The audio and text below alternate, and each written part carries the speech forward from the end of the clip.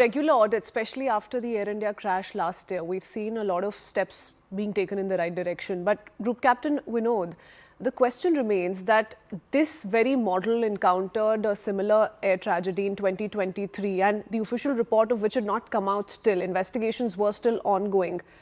How do you join that with also the one aspect that Captain Randhawa spoke of, where the aircraft finally crashed? It was a little short of the runway. Would you say that was just, some sort of an illusion given the sun rays facing the pilot, the foggy conditions, or do you think there was more to this, especially given the visuals that have now been accessed? Yeah, so a couple of points I'll quickly add to Captain Randhawa's complete narrative, and completely with Captain Randhawa on those narratives. 3 kilometers visibility, VFR flying is not allowed, absolutely spot on.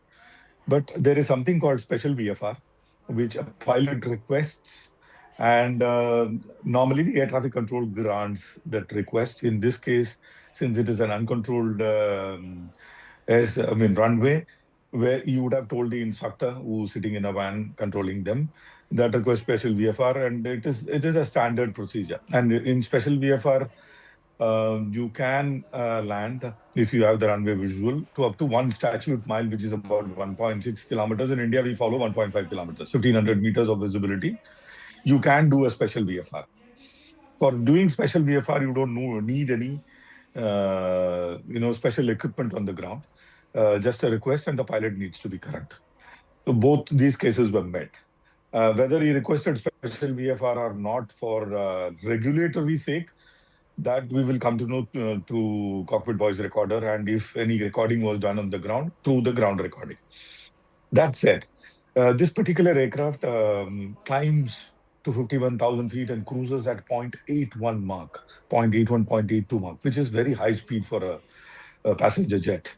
So this aeroplane is very sleekly built, in the sense the wings are very sharp, which is another reason why the low-speed handling, the handling of this aeroplane at low speed, is not like any conventional low-speed jet, like a Cessna or even an Airbus A320 or a Boeing 737, which handles very well at low speeds. This aeroplane has a tendency to something called a tip stall, or one wing stalling before the other. And it is, in the Air Force, we do something called the low-speed handling, in which we teach pilots how, if you get into this situation, and we do it at the altitude, if you get into a low-speed situation, how to recognize it, what is the approach to a low-speed condition, what all will you feel in the aircraft, what all will you see in the aircraft, and how to recover. And every quarter we do this, we call it the LHS, the low-speed handling. So low-speed handling is something we do religiously in the Air Force. In the civilian world, there's something called UPRT, basically upset recovery, which is done on a simulator. In some countries, it is done on an aeroplane, which is capable on an aerobatic aeroplane. In some countries, it is mandatory to do it on an aerobatic aeroplane, not in India. But even simulator handling and simulator recovery is fine. Okay.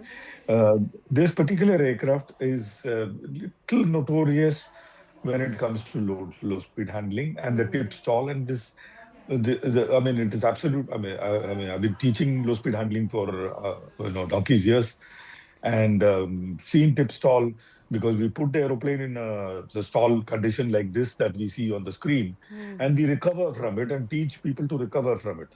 Like Captain Randhawa said, you're supposed to apply rudder and all that.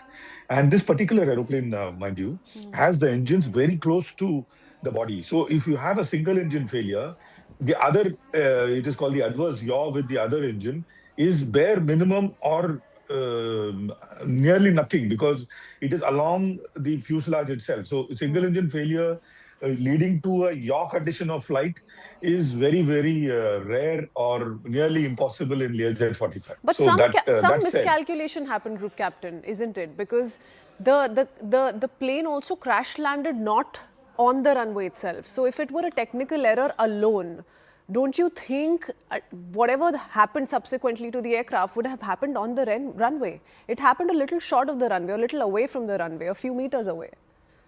Absolutely. In fact, I was coming to that point.